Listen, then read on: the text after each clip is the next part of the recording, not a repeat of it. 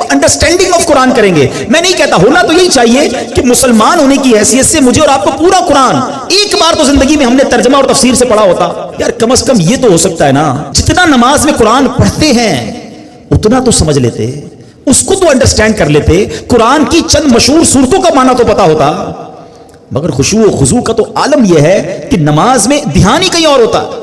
لوگ کہتے بھی ہمارا دھیان کہیں اور ہوتا. مشہور چٹکلا ہے نا کہ ایک صاحب آئے, عشاء کی جماعت چلی گئی, رونے لگ گئے.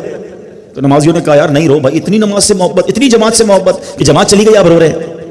کہتے یار بات یہ نہیں ہے, مسئلہ یہ کہ روز دکان بند کر کے عشاء کی جماعت میں آتا تھا, امام صاحب 4 رکعت پڑھاتے تھے, میں پورا حساب ملا لیتا تھا. اب جماعت تو چلی گئی, اب حساب کب ملاؤں گا اور نماز کب پڑھوں گا. ایکچولی نماز کیا ہے؟ اللہ کی بارگاہ میں حاضری ہے. آپ کسی بہت بڑی شخصیت کے پاس, بڑے سیٹ کے پاس, جس کے پاس آپ کی فائل رکی ہوئی ہو, اس افسر کے پاس جائیں تو دھیان کدھر ہوتا ہے؟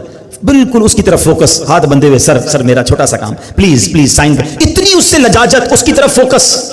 اور خدائے احکم الحاکمین کے دربار میں آنا ہے, دھیان کہیں اور ہے, سوچ کہیں اور ہے. خود سوچو, شرم آنی چاہیے. جس کا نماز میں دھیان کہیں اور ہوتا ہے اس کو خود ہی اپنے آپ سے شرم آنی چاہیے. اور یہ شرم ہی, یہ گلٹی ہی تمہیں دھیان دلا دے گی, تمہیں خشوع دلا دے گی. اور دوسری بات کہ آپ ایٹ لیسٹ کم از کم 30واں پارہ ترجمہ تفسیر سے 2-3 بار پڑھ لیں. جب پتہ چلے گا نا کہ آپ بات کیا کر رہے ہو, الحمدللہ رب العالمین الرحمن الرحیم مالک یوم الدین, اب آپ قرآن کے ساتھ ہوں گے, نور کے دریا میں تیر رہے ہوں گے. رحمان کی بات ہو رہی ہے, رحیم کی بات ہو رہی ہے, اب اللہ سے التجا ہو رہی ہے, ایاک نعبد و ایاک نستعین, اے اللہ ہم تیری ہی عبادت کرتے ہیں, تجھی سے مدد چاہتے ہیں. اب آگے چلیں گے, اے اللہ اس راستے پر چلا دے جو تیرے پسندیدہ بندوں کا راستہ ہے, اس راستے سے بچا لے جو تیرے غضب والوں کا راستہ ہے. اب جناب رحمت کی آیتیں آئیں گی, دل جھومنے لگے گا, عذاب کی آیتیں آئیں گی, آنسو بہنے لگیں گے. واللہ میری بات کو سمجھ لو, جس کو قرآن سمجھ آنے لگ گیا نا, کبھی کبھی جب اچھا قاری تلاوت کرتا ہے, امام صاحب تلاوت کرتے ہیں نا, جن کو قرآن سمجھ آ رہا ہوتا ہے نا, وہ کہتے ہیں امام صاحب رکوع میں نہ جائیں, اور تلاوت کریں, اللہ کی اور باتیں سنائیں, ہمیں اور قرآن کی باتیں سنائیں, کیونکہ قرآن کے ساتھ وہ اٹیچ ہو جاتے ہیں.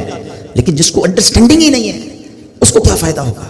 پلیز قرآن سے ایسی دوستی کرو. اور میں آپ کو کوئی بہت بڑا کام نہیں بتا رہا, کم از کم 30واں پارہ ترجمہ تفسیر, اب تو صراط الجنان آ گئی ہے, حاصل کر لے, پڑھ لیں, آپ کی زندگی بدل جائے گی. واللہ جس کو نماز سمجھ آنے لگ جائے گی اس کو نماز کا مزہ ہی اور آتا ہے. سبحان ربی العظیم جب وہ کہتا ہے اور وہ سمجھتا ہے کہ میں عظیم رب کی تعریف کر رہا ہوں, تو بعض اوقات تو آنکھوں سے آنسو نکلتے ہیں. سجدے میں جا کر سر جھکا کر سبحان ربی الاعلی جب دل کی گہرائیوں سے بندہ ادا کرتا ہے تو اللہ کو گویا یہ کہہ رہا ہوتا ہے, اے اللہ سر بھی تیرے دربار میں جھکا دیا, اب میں نے سب کچھ تیرے دربار میں جھکا دیا ہے, اپنا سراپا تیرے بارگاہ میں جھکا دیا ہے. اے اعلی رب, اے مالک, اے خالق, اے سب سے بڑے مولا, اب مجھ پر نگاہ رحمت فرما دے. پھر بندہ اس کیفیت سے نماز پڑھتا ہے. تو اگر نماز کا لطف لینا چاہتے ہو تو نماز کو سیکھیں, نماز کو انڈرسٹینڈ کریں.